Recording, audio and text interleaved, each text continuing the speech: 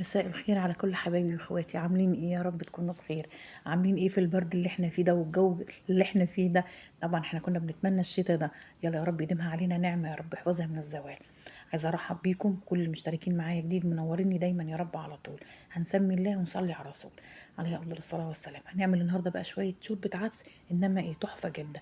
خليكي بقى معايا وهنشوف الوصفه دي زي ايه بتاعت امهاتنا. يعني انا ما عملتش اي افتكاسات، زي ما انت شايفه كده. عندي شويه عدس، غسلتهم كويس جدا لحد ما بقت ايه العدس كويس نضيف معايا.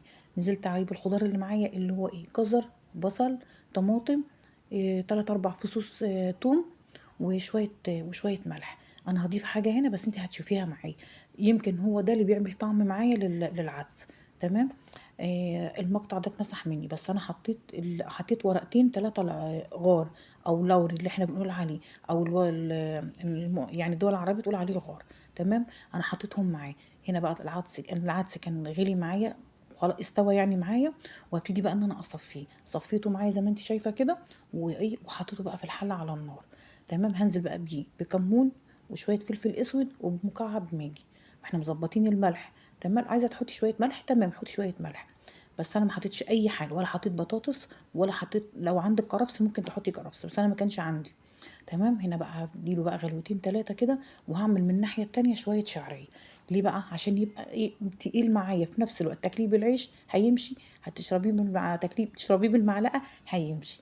خليكي معايا وانت هتشوفي انا هعمل ايه. لو وصلتي لحد هنا وما انتش مشتركه معايا، انزلي اشتركي معايا. لو ما حطيتيش اللايك حطي اللايك، وكل اللي بيتفرج عليا لازم يحط اللايك بقى يا جماعه، زي ما احنا متفقين. يلا يا جميله. المهم هنا بقى انا خلصت العدس، كان خلاص كان غلي معايا. وهنا بقى نزلت بشويه شعريه هحمرهم، يعني زي لسان العصفور كده. مش هخليها ايه تحمر قوي، مش هخليها ايه يعني فاتحه شويه، لا هخليها ايه محمره شويه كده. تمام. هنا بقى كان العدس كان غلي معايا كويس قوي. بصي عامل ازاي تقيل معايا ازاي.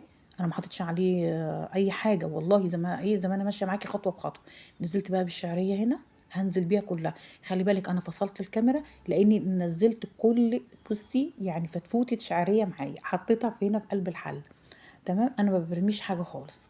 حتى برضو لما باجي اخرط البصله او حاجه ما برميش البواقي بتاعتها. لو انا بسلق فراخ بقوم حاطه الباقي بتاع البصلايه في الشوربه. تمام. هنا بقى كان العدس كان معايا غلي، وانا ما خليتهوش يغلي قوي عشان الشعريه كده كده هتستوي في قلب مع في الشوربه يعني.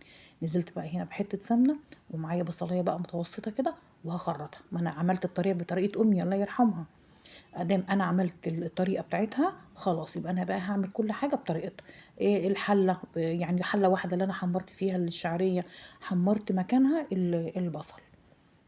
تمام. هنا بقى هخرط البصله اللي معايا كلها، وهيفضل برضو بقيتها هخرطها برضو ايه هخليها للاخر.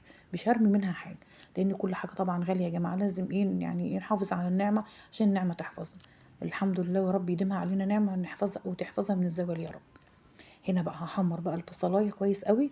هخليها ايه يعني اللون اللي هو الاحمر ده، مش محمر قوي قوي قوي اللي هو الغامق ده، ولا فاتحه قوي برضه. عشان تديني لون حلو كده اما احطها بقى على الوش هتشوفيها معايا. هنا بقى كنت زودت حته سمنه، لان انا بقولك انا خرطت البصليه كلها، كانت كويسه معايا يعني. تمام. كده خلاص بقى البصلايه كانت احمرت معايا، هشيلها بقى وهحطها على العدس. هنا بقى كان خلاص البصل كانت احمرت. هنزل بيها ايه بقى على العدس، بس انا هصفي البصلايه من السمنه. ليه؟ لان انا حطيت الشعريه كانت كلها سمنه، فانا مش عايزه الشوربه تبقى تقيله يعني. هنا بقى هصفي كلها، يعني كل البصل اللي فيه انا هصفيه وهنزله معايا على الايه على الشوربه. تمام كده. عندي بقى هنا قلت استكفيت بقى بالسمنه، نزلت بشويه زيت ذره. اي ذره عندك بس يكون طعمه حلو وريحته حلوه. شويه شويه صغيرين كده، عشان انا هقطع بقى اي عيش هحطه هحمره. عايزه بقى تاكليه بالعيش، عايزه يعني تشربي الشوربه بالمعلقه، عايزه تاكليها بالعيش، يعني دي ممكن ودي ممكن. وطعمه حلو قوي قوي يا جماعه، ما شاء الله بألف هنا وشفا. هنا بقى هحمر العيش كويس قوي.